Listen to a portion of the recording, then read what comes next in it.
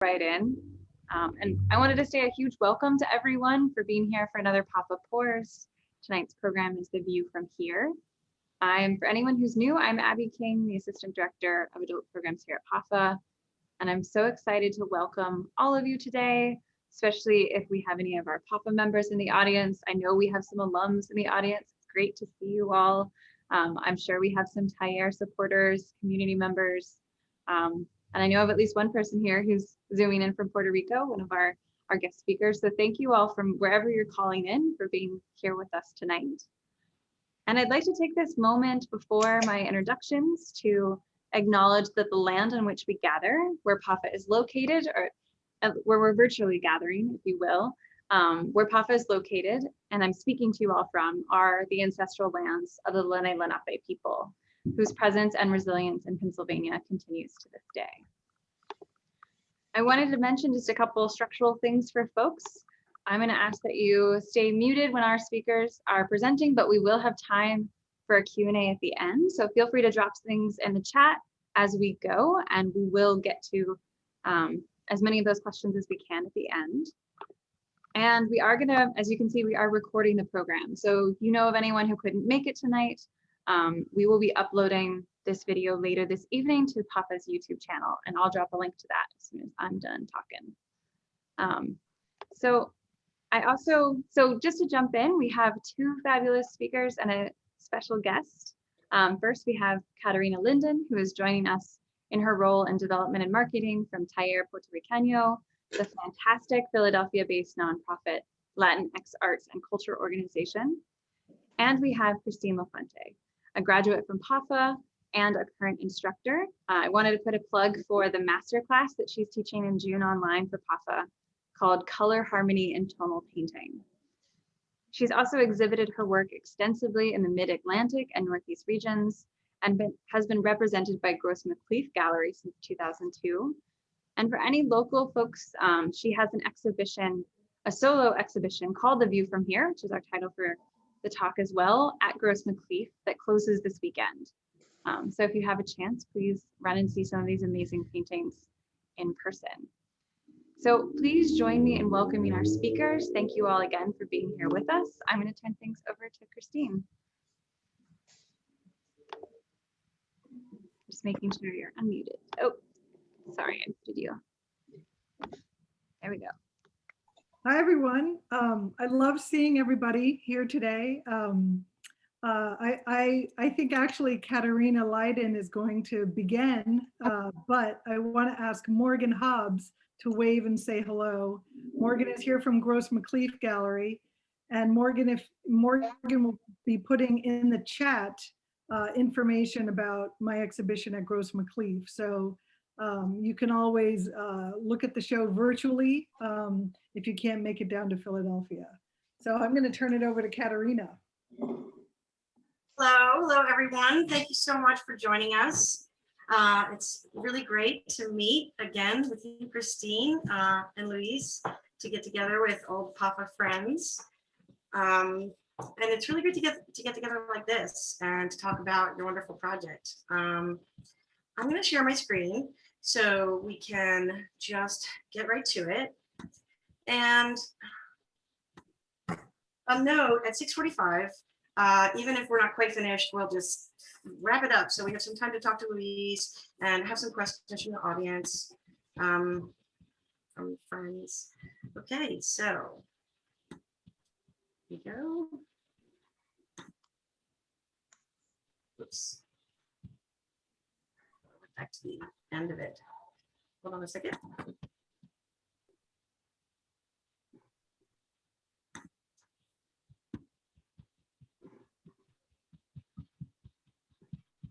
You just hit play from start.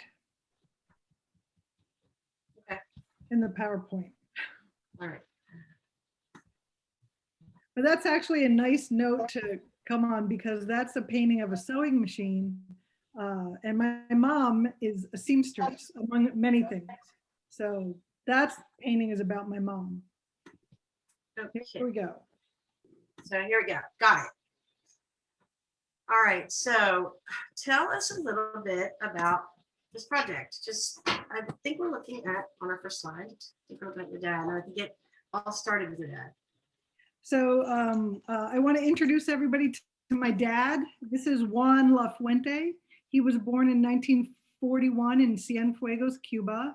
When he was born, his name was Juan Antonio Lafuente y Mendez, and he came to the United States in 1957 to go to Tulane University. And then when Castro came into power, he immigrated to the United States. He got out like the night before Castro closed the airports on New Year's Eve.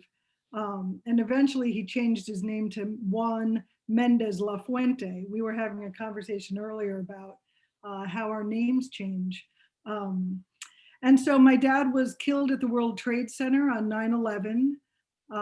And that, from that time on, I have been trying to understand the totality of his life. Growing up, I heard stories about Cuba and kind of what it meant to be Cuban as a kid, but I grew up in Poughkeepsie, New York. My mom is from Indianapolis. Her name is Colette Miracle Lafuente. And so I grew up a very Americanized kid, and my contact with Latin culture was holidays. So here's a picture of us gathering over the holidays, all the Cubans. That's me in the striped shirt, happy as a clam. And there's my dad with a cigar, a big sombrero, and a tambourine.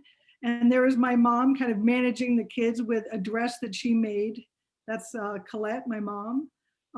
And so we would have these like crazy Cuban holidays, but in between, I was just your average American kid, very disconnected from Latin culture.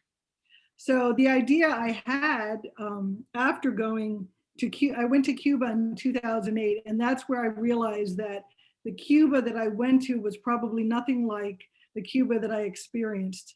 Here's a picture of me teaching in collaboration with Luis Borrero, who is here with us tonight.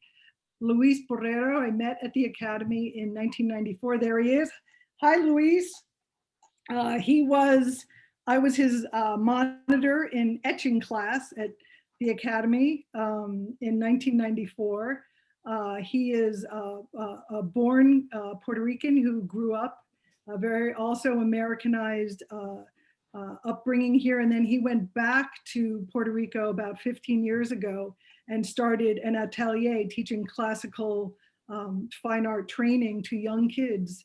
So he was able to move his atelier into Casablanca, and I organized a color workshop, a drawing and a color workshop with him and his students, and I brought my students down, and it was very much like a PAFA certificate program experience, mixed ages, in this incredible place, which is the 500-year-old mansion of Ponce de Leon. And I see the cast. San Juan. I see the cast, obligatory cast for cast drawing.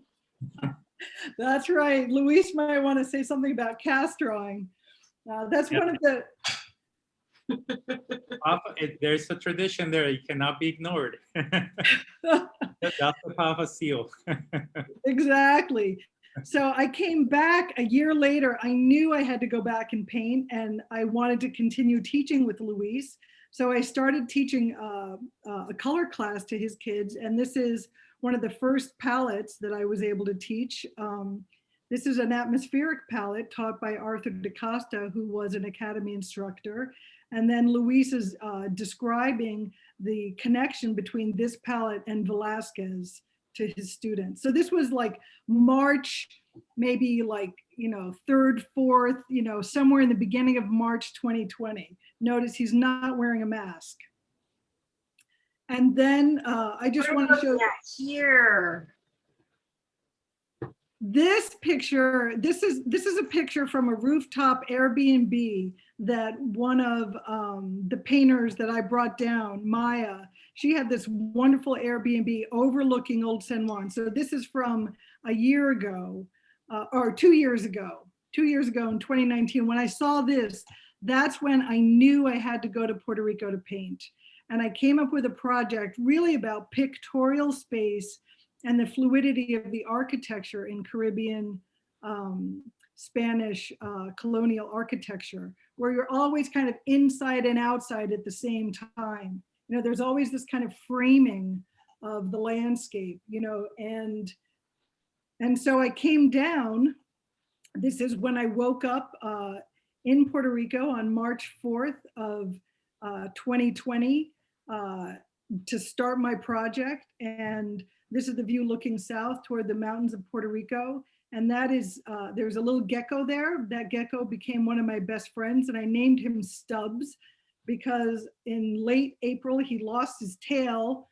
And it was about when we were all so heartbroken. I was so heartbroken not to come home. And then slowly his tail grew back. So it became a story about nature regenerating us. This is the first painting I did of that view. This is Casa De Salud.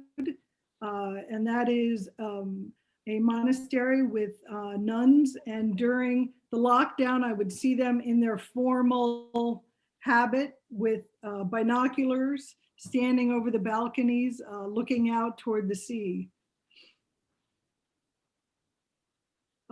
And then there were about 4 or 5 roof cats that also became my good friends during the lockdown. And if you look past, I named her Marble, the cat, you'll see Casablanca. So that is Casablanca, where we had been teaching, but in when we went into lockdown, Casablanca was sealed up tight.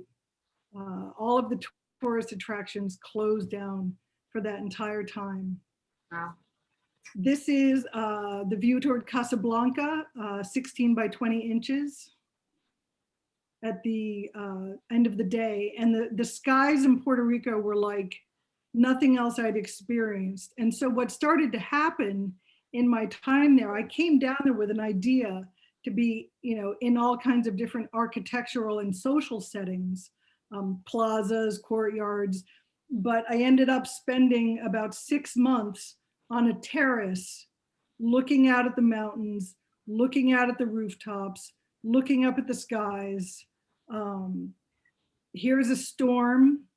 So this is a view of me painting with the storm overhead, these incredible skies.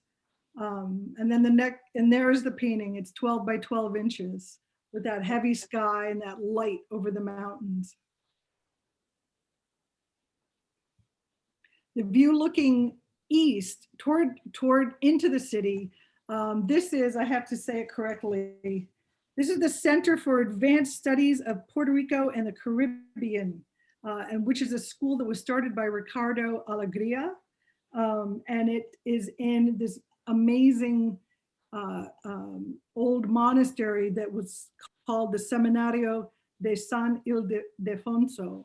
And that building became a companion to me. That beautiful building. Here's a study of the dome. And then I would look over into the courtyard. Actually, there's a street, it's like a little alleyway. And you can see balconies and stairs. They're like just over in the courtyard above, there were mango trees, and down in the alley, there were cats, a ton of cats. So I was always watching the drama of the cats. This is a view looking south toward the rooftops and the mountains. This is 14 by 14 inches. Here's a view looking east on Calle Sol with the buildings and the skies and the light, that strong light at the end of the day. And all the architecture, you know, in Old San Juan, the historic buildings are all painted these wonderful colors. And so when the light hits them, it's like a symphony. This is called Rooftops and Facades. It's 14 by 14 inches. So when we went into lockdown, it was, I mean, the hardest thing was that I had to make a decision not to go home. And the streets became empty. There was a curfew imposed. You weren't allowed to go out. And these are all of these places in Old San Juan that were normally so populated with people This is the lawn of El Morro, which normally is just covered with people flying kites and picnicking. Nobody on there. You know, there are all these pictures of New York City, Fifth Avenue with no people, but I was experiencing that in Old San Juan. Here's another view. I love this picture. This is one of the most populated, crowded tourist corners near the cathedral. And here it is with no humans, and a cat is lying down in the middle of the intersection, which is normally just would be impossible. So nature began to take over, just like all over the world. You weren't allowed to go into the old cemetery. This is the old cemetery, which is outside of the fortress wall down by La Perla. But the chickens had no problem. So this is the chickens getting ready to go to bed at the end of the day, undisturbed by humans. So I was looking at the skies, these incredible skies, and at Easter time, a rabbit appeared. I just want to share this with everybody. That happens. There he is, nose, ears. Rainbows, double rainbows. I'd never seen rainbows. You know, the colors in the skies, the drama in the skies. Here is, you know, these storms pass, there's this darkness. And because I'm a painter, I want to be out looking at it, right? I mean, painting gets us, and this is something about the academy. The academy teaches us to study from life and to observe, right? So I wanted to be out looking, and then in the middle of this dark storm comes this incredible color. This is something I have never seen before. I want to tell you what it is. These are anti-crepuscular rays in the west that are reflecting the crepuscular rays of the sunrise in the east. Wow. Looks like you're on the second floor, so this is the, in my Airbnb on the second floor, a wonderful man, a professor of art and art history named Miguel Santiago. And I was on the third floor, he was on the second floor. He's still on the second floor, but we shared a washing machine. So I would put out my paintings so that he could look at them when he did his laundry. So we called this the Galeria de Lavanderia, the laundry gallery, and he was my audience. He was my one audience. And one day I came out and there was a Sorolla book. He wanted me to know about Sorolla. In May, I got very sick with dengue fever. I love this picture because it shows color, right? I was so sick, and I was put in touch with a young man who made me papaya leaf extract and lemon, turmeric, and ginger extract. He cultivated plants in a community garden in La Perla, and he brought them to me, and they too just had this color. There was nowhere to get extract of papaya leaf. Wow, COVID too. Most of my time was looking over the street. So this is Calle Sol looking west, all those colors of those buildings. And then there's, if you're looking east, there's a cat, a little black cat on all those colors. This is rooftops and power lines, 11 by 14 inches. This is Calle Sol in the evening, also 11 by 14 inches. I love how these are not only shimmering with this sort of light that you're talking about, but they have a figurative quality. Like you say, they were keeping you company, and they really do come off that way, a little bit alive, a little bit so vibrant, you know? The buildings became animated in a way. So here's my companion Stubbs, keeping me company while I'm painting. Stubbs, he's a metaphor for COVID. He's a metaphor. He is, and there are the cats. There's Marble up there on the top, and then Tiger taking a little bath in the corner. Yeah, Stubbs was like a prehistoric reminder. Exactly. Erica was pointing that out the other day, that Stubbs was this sort of energy that was, you had the Spanish architecture and you had the painting, the Academy painting, and then you had this sort of Stubbs just letting you know that he'd been there all along. He'd been there all along. And there's something about how nature became like a portal for us to experience healing in this time. Like, turn off all the technology, get off the phone, and be present with the world in front of me. That reminded me that while all this was going on, it was a very human drama going on. But at the same time, there's this, you know, deep primitive instinct of life and survival. And I like how in your work, the background, the landscape is really merging with the buildings. Nothing's privileged over one of the over the other. They're both there. They're both so present. This is Casa De Salud, again, where the nuns were. And then to the right of that is where the governor is. That's La Fortaleza. So these two domes.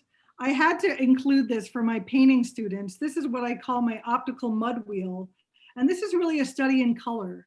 And that became a metaphor for my experience down there. So what started off being what I thought would be a project about space became really a project about color. And part of it had to do with embracing my own mixed race identity. So anybody who wants to study with me, come take my class. But this is, you know, 3 primary colors, red, blue, and yellow, and all the colors that you can make out of that. When I came back to New York in late July, this is when I started painting back. So the rest of these paintings are still life paintings that I did back in Brooklyn that were very influenced by my time in Puerto Rico. So a few paintings. This is 10 by 10 inches, and the next few paintings are contre jour, which means against the day, which means they're backlit, which is like looking into the setting sun, and all the color that's in the shadows, right? All the color in the shadows, and then the light wrapping around. This is 12 by 24 inches. It's cherries, roses, and pears, contre jour. Again, looking into the light with all that color in the shadow. And I wanted to teach my students this way of setting up a still life, because we all have a tendency to add too much titanium, right? To rely too much on the white paint. So this forces us to go right deep into color. This is 18 by 14 inches. I've got that thread there, which is about my mom. And then there are a couple of side lit. No, the next one's on the sewing machine. Right. Now these paintings, there are 2 side lit paintings. I think we're getting toward the end, where I put so much color right next to each other, like those like animated buildings, you know, color next to color, these kind of stripes of color right next to each other. Wow. And then here we are, 16 by 20 inches. Here's the sewing machine with thread, hydrangea, roses, and like putting all that color in there. But this is also a story about taking that kind of Caribbean color and taking on a subject that is very much about, you know, a kind of painting I've done for years, more traditional kind of setup with it being lit from the side, and a subject that is about my mom, which is the seamstress, you know, the quilter. There's a fabric in the back, which is like, you know, the fabric. So, you know, bringing together these 2 parts of who I am, and I, you know, so I wanted to offer that. And you know, one of the things that came out of these are all oil paintings.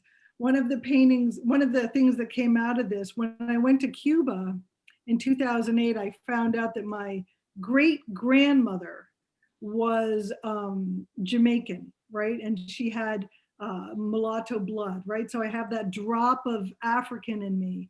And I, you know, in talking to my mom, we had a lot of conversations on the phone. I found out that her ancestors had changed their name from Finkelstein to Fink. And so I probably have some Jewish in me too. So there's a way in which like time and history starts to kind of erase these different parts of our identity. So it's just fun to bring it all back together. Also see an element of music in the word, Christine, that is very interesting. And that's, I mean, our cultures are all about music. So it's even just the way that you arrange color, just really beautiful to see that. And just looking at the paintings and living in Old San Juan myself for 15 years, I could just hear the sounds of the city in those paintings, you know. They're just gorgeous, and congratulations, they're just really beautiful. Thank you, Luis. You know, I wanted, Luis, would you like to say something about the school? Yeah, so Hell yay. hello everyone, and thank you again for the invitation, Christine. Congratulations on a beautiful body of work, you know, and these paintings are in a lot of ways, they're personal to me as well, because I lived them with you, you know, in a lot of ways. You know, we were here in Puerto Rico, and I'm joining from Puerto Rico right now. It was a wonderful experience to have you down here. And before I want to say anything about my school, I want to share what a wonderful human being Christine is. She's been such an amazing support for my school, you know, throughout the years. She 2 years ago, we're communicating on the phone about, you know, maybe collaborating with a project or a workshop. And Christine, in 2 minutes, she organized this. Oh, don't worry, Luis, I got you. It's gonna be, and I'm just thinking she's just gonna come down to teach a workshop, and since she's calling me, she's like, I got donations for your students, and I got a whole group coming down, and it was just such an amazing. She has such amazing energy, you know, and all the students that came down from PAFA, your students that were, you know, just so amazing in how kind of them to just come down, donate to my school. And I just want to say thank you for that, you know, especially at a time where we were going through Hurricane Maria. And my students were a bit demoralized, you know, because we didn't have electricity or water for 3 months.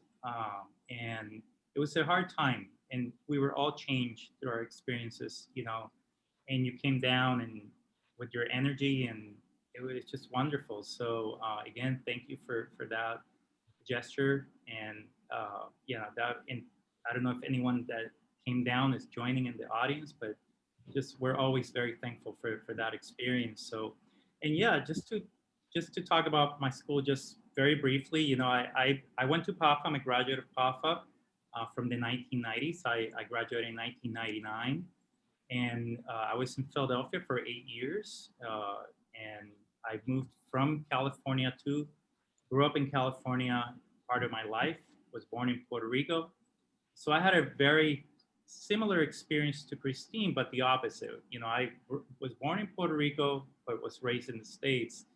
So we kind of did a lot of bonding over that, because even though I'm Puerto Rican, she's Cuban, our cultures are very similar. And we found common ground in our teaching, and you know, in our personalities as well, because we both like to help. You know, Christine is such an amazing organizer, and one of the things that I have done is just taking it up to myself to just come back down to Puerto Rico and just set up a school to help high schoolers set up portfolios. I myself was a product of a mentor who helped me get into college, because I come from a very poor family. You know, we didn't have money for college, so I was able to get a scholarship based on my portfolio through this man who was very, very helpful in my development. And that's one of the things that I decided to do when I came down here. I decided to set up a project where I would help young disadvantaged students set up a portfolio for college and hopefully help them apply to universities here in Puerto Rico or in the States. And as a matter of fact, a lot of them have graduated from PAFA in the past 4 or 5 years. So I believe there's 2 or maybe 1 student right now in PAFA that is going to graduate soon. But that has been my mission for the last 15 years.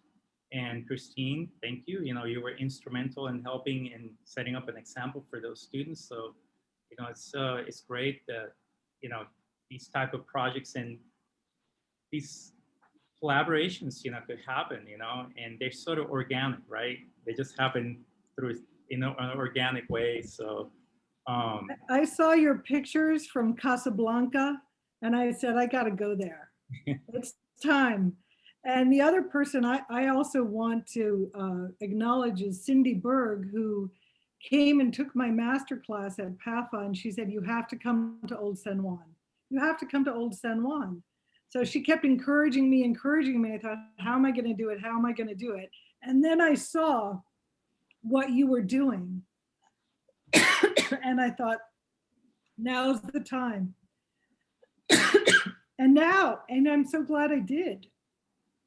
And it was influential to a lot of students too. That's important to mention, because that little seed that you left here, and that little bit of effort, that's the beauty of education. You all you have to is just give a tiny bit, and it really has a profound effect on the future of a student that may not have ever come in contact with a professional painter, and a Latina painter, that, because that's important, that in the Latino community, we are always looking for leaders, for an example, for artists, young artists, or community leaders that are setting up an example. And that's, I know that for myself, growing up, I was always, looking to that example, as a young man.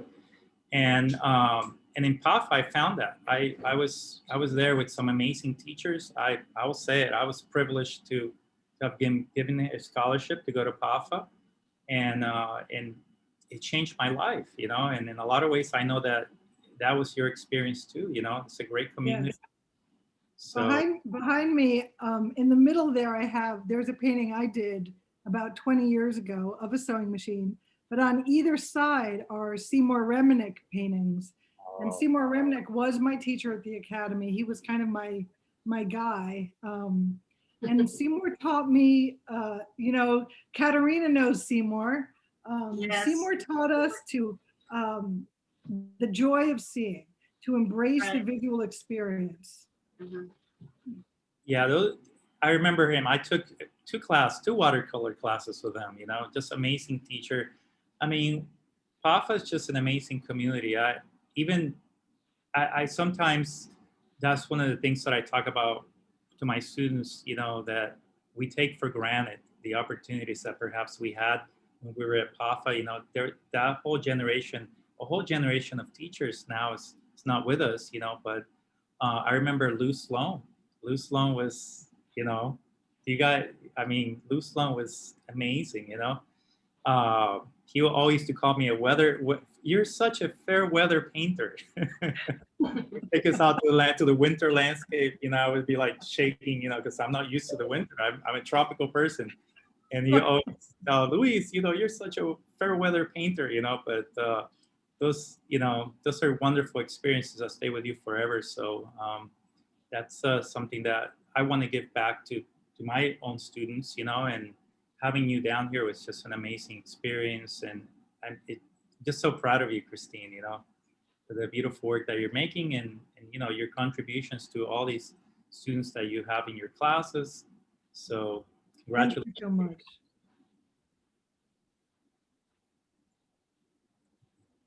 I guess, Katerina, should we go to questions and answers? Yeah, I was just looking over here to see if there's any questions. Some people wanted to know, well, of course, Someone says they're exuberant, beautiful. But are they on panel? Are they on? These are, so this is actually a good story too. I brought down in my suitcase enough surfaces for about 4 weeks of painting, and then suddenly I'm, stuck there. And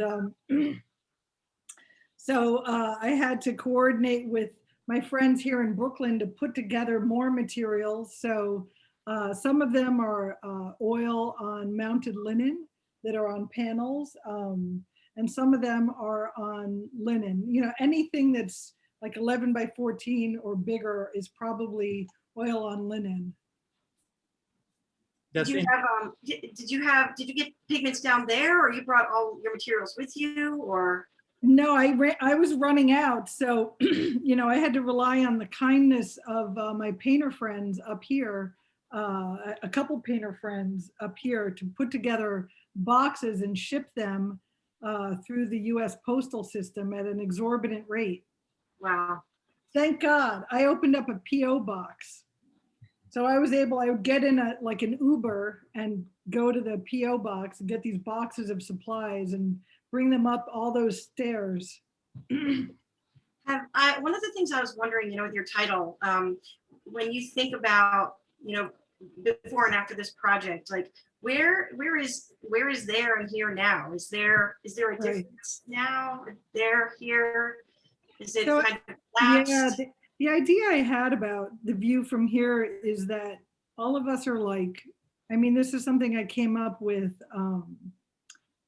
when we were kind of deep in the lockdown, that we're all kind of alone in our little window, right? Looking out, and that all I had, normally I'm somebody who will travel around, go here and there, but in this lockdown, all I really had was,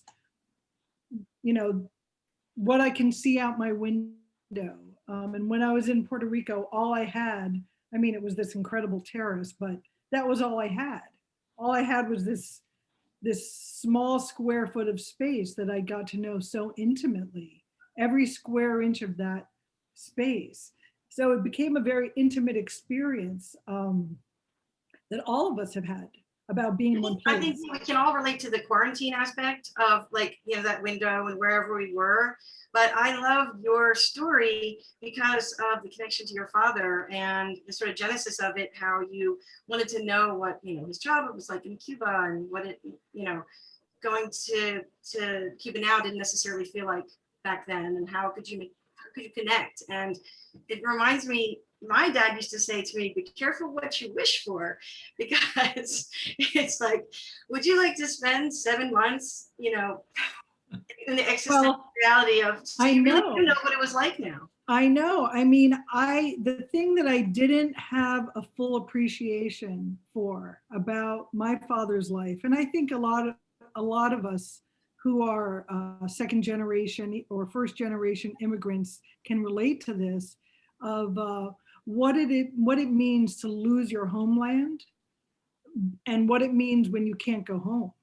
So what happened to my dad was he left Cuba, on the eve of the revolution as a 17-year-old, 18-year-old kid, but he had no idea that he would never be able to go home again, right? And so, he had that part of himself kind of chopped off, like Stubbs's tail, right?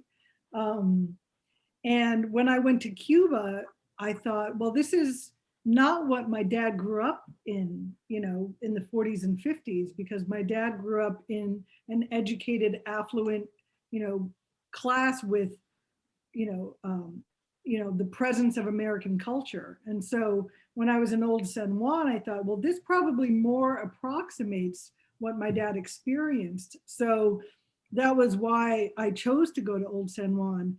But when we went into lockdown, I'll never forget the decision I made, because I'm high risk, not to travel, and how grateful I was at the time, and still am, that Puerto Rico, is part of the United States. And, but, back in Brooklyn, where I live and am zooming in from, people were really sick.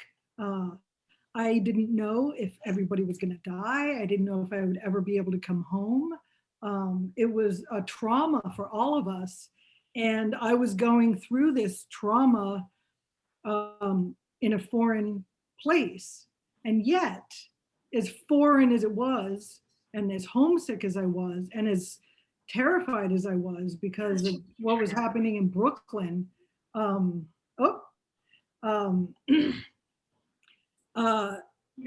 also felt in some ways that I was at home, because when I would go out in the streets, the people of Puerto Rico were so kind to me. And I felt like I belonged there just as much as I could belong here. And so there's something about you fit right in. He said you just fit right in. You just natural storyteller, naturally social, full of energy, even in quarantine. I got to be very good friends. I got to be very good friends with the restaurant down the road that makes delicious Puerto Rican food. I was going to ask you about food. So did you, how did that work out? How did you? Well, there's a grocery store called Supermax, and I have a friend down there who is the cousin of a painter friend, and she's a musician, Maria Rowinska, who was grocery shopping for me. She was in La Perla at the time, wonderful musician. And then when I got quite sick with dengue, I couldn't do anything. And so I had to rely on the people that were my friends down there. I'll never forget the professor coming up the stairs. He was wearing the face shield and the gloves and because we didn't know if I had COVID or what. He's bringing me some bananas from Supermax. This is the gate of San Juan. This is El Morro. These incredible places in San Juan. I encourage everyone to go to Puerto Rico. I had no idea how beautiful it was until I went. And I wanted, just the discovery of the beauty of this place. The beauty of this place. There's still a trip to the interior, Christine. A class perhaps in the future with a group of students up to the mountains. That's right. And it is beautiful. I mean, the interior is my favorite. I'm from here. I'm from the South, and the interior of Puerto Rico is like just so amazing. I mean, the coast is beautiful, but the interior is really, really beautiful. And it's perfect for landscape painting up there because it's cooler. So, and the light changes. Oh, right. So that's a future trip. Another future trip to Puerto Rico. Yeah, these are right. gorgeous. Well, I'm gonna leave it on your paintings here for a minute. See if anyone wants to share any questions. You really capture the color on these. I mean, I've lived in this city for 15 years, and these paintings they feel like Old San Juan. I mean, even sometimes Old San Juan could be very loud, and just the color and the vibration of these forms, it just. It was not loud in spring of 2020. It was not, it was so quiet. It was so quiet. I'm a landscape painter, and I've spent a lot of time outside in the field painting. And normally up in the Northeast, it's fine to be outside painting, but in Puerto Rico, especially in Old San Juan, there were two factors I hadn't counted on. One was the sun. The sun is intense. And so you think, oh, put an umbrella up. But the wind, the wind from the ocean, it takes down, it'll take down any umbrella. So I was forced to work in these windows of time, late afternoon, end of the day, when I could, get myself under the little rooftop before the sun. I mean, I had a very small window of time, but I had to accommodate the conditions of the tropical weather. Hmm. So I want to say something about Marble, Marble the cat up there. She became like I would take pictures of her and it was like, they were like self-portraits for me because she's a beautiful calico. And I think I am a calico as well. And that, the identity of Puerto Rico is, it's a mixed race culture. But it's, it's symphonic, right? And so I thought about that. That we can embrace all of these different parts of ourselves. Yeah, that is very ingrained in the culture of Puerto Rico too. I mean, those three cultures, the European, the African, and the native, or the Arawak people. That's what makes this place unique in a lot of ways. I mean, it could almost be a social experiment, Puerto Rico, because of that interweaving of these cultures, and how this place for 500 years has sort of coexisted. And even their language, the slang that we use, there's native words from Tainos, which are the Arawak people, and also African, and the food as well. It's very eclectic in a lot of ways. So a lot of culture. And for those of you that have never been, I invite everyone to visit. It's a great place. And this month is the centennial celebration of Ricardo Alegria's birth, and this dome features in so many of your vistas. And part of his scholarship was focused, discovering for everyone and introducing to everyone that three aspects that needed to be preserved, that needed to be not one privileged over the other, all attended to, respected, and yeah. So I love that the dome is in a lot of the paintings. And I love learning about the building was empty. What's that? It was, the building was empty. It was in it. The building was empty. There was one day in June I was actually teaching on Zoom for the Academy in mid-June, and it was such a crazy time, right? In New York there were helicopters and protests, and in Puerto Rico there were protests also, but very contained compared to what was happening up here. But so here I am, and on my lunch break, suddenly they started testing out the bells in that cathedral. These incredible bells, they had been dormant all this time, and they were beautiful, beautiful. But Ricardo Alegria, I learned so much through Taller's program for him. You came the other day. I was there, and the author with his biographer, his official biographer, spent 4 years with him. And he was a big force in the restoration of Old San Juan and the historic, restoring all these buildings. Yeah, that's. Oh, sorry to jump in. I want to make sure, with just about 10 minutes left, I want to encourage folks if they have questions. And I see that another alum from PAFA, someone you might recognize, Clarity. I see someone.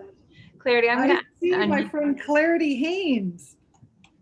I would like to. Hi there. So good to see you, Christine. And Kate and I are watching and enjoying your presentation. And wow, it was amazing to see all this, to really see and hear all the stories and see the beautiful work and the way you created that opportunity in your life to really just research and travel and investigate what you wanted to investigate. So amazing and inspiring. And so many of your paintings are so abstract, they're just, and I found myself wondering, sometimes I could almost imagine you just inventing something And I'm wondering how faithful are you to what you see? And are there moments when you think, you know what, there needs to be a black spot over here, or a dark or a light or a color? Well, I go back to, that's a great question. People ask me that all the time. And I go back to what I learned from Seymour Reminic, which was about that what I am painting is a visual experience. So he would say, he used to say, realism has nothing to do with reality. I'm not interested in a photographic, I'm not interested in, a photographic representation. I'm interested in having a visual experience. And that visual experience is aesthetic, right? So there's a way that we look at the world, that we see the world through painter's eyes, right? And the atmosphere is part of that experience. And so sometimes it is true, I take license, but I like to think that I'm being true to a visual experience. That makes perfect sense. Yep. They're just so transformative, and they're nonverbal. You just can't express, when looking at them, the movement and the emotion. So beautiful. Well, thank you, Clarity. Clarity has been in my life, I always say this, since 1995. And she is a painter from the Academy who then came up to Brooklyn. So we've had like parallel experiences. I just follow you, Christine. I just do whatever you're doing. So that means we're going to Puerto Rico. Yes. Sounds good. I think everybody wants to go to Puerto Rico after this talk, I have to say. Definitely. I wanted to invite Morgan Hobbs from Gross McLeaf to say something about the gallery. I thought you were going to say you were going to invite me to Puerto Rico. Yeah, come to Puerto Rico. I got really Morgan. excited. Yeah, so I'm Morgan Hobbs. I'm the assistant director of Gross McLeaf Gallery, where we represent Christine and have for many years. She currently has a show up called The View from Here. It is up for 2 more days, so you got to get in there. We are down on South 16th Street in the Rittenhouse area, and we're open from 10 to 5, both Friday and Saturday. So definitely, if you're in the city, come by and check it out. It's been a pleasure to have it up all month, and I look forward to seeing you all. If you can't make it, check out our website, grossmcleaf.com, and we have a video of the show and lots of pictures as well. So yeah. Thank you so much. Thanks, Morgan. And I'm curious if we don't have any other questions in the chat, or if you want to wave. Oh, I think Alan, are you trying to wave? You're muted. So let me ask to unmute and go ahead. You've got to click the unmute button. Or you also can put it in the chat, Alan, because we can't hear you. Sorry. Alan, click unmute.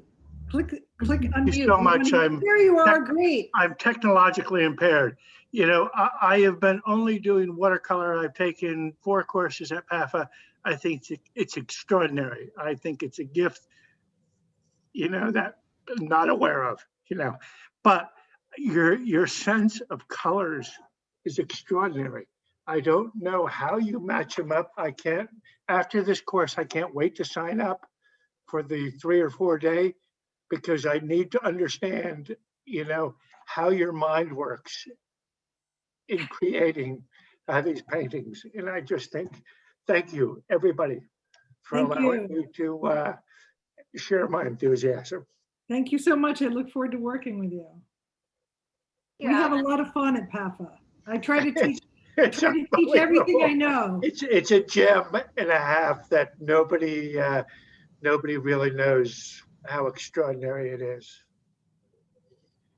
That's a wonderful plug for our classes. Thank you, Alan. I dropped a link to the masterclass that Christina is going to be teaching with us this summer. So if you're not I'm local, it will be signing up online. here momentarily. Wonderful. Nice. And before we end tonight, because I know we're getting close to our time, I wanted just to ask maybe since we have 3 amazing artists on the panel, I can tell that the influence that Puerto Rico made on your color, Christine, and on the work that you make, but I'm curious if there was any lasting impact that your trip and your extended trip made on in your studio practice. And Louise, you're also, or Katerina, welcome to chime in on, since you have these special relationships too. Well, that was definitely a question I asked her too. Like, you know, if Papa sort of brought her to the project, if Penny brought her to the project, what is she keeping, retaining? What is still in the studio? They always used to talk about it, Papa. Who's in the studio? What's in the studio? Okay. You know, last year I had this incredible experience in Puerto Rico, but I missed the pansies. I missed the daffodils. I missed the cherry blossoms. I missed the peonies. I missed the dogwood. I missed the magnolia. So coming back this spring, and I think this is true for so many of us, it's like, seize the day, you know, embrace the moment, take the time we have to celebrate life. And today I took a walk in Prospect Park. I got to befriend a few turtles that were swimming around, and I was reminded of how healing it is to be in nature. So, you know, no matter what kind of human drama is going on, I can always restore myself by connecting with nature. That's my short answer. Yeah, Live fully while we can. Yeah, no, I definitely, after this, I want to take a walk and I want to travel to Puerto Rico. So thank you for sharing your experience and your amazing paintings, and Katerina for your conversation and those great questions. And of course, Louise for being our special guest all the way from Puerto Rico.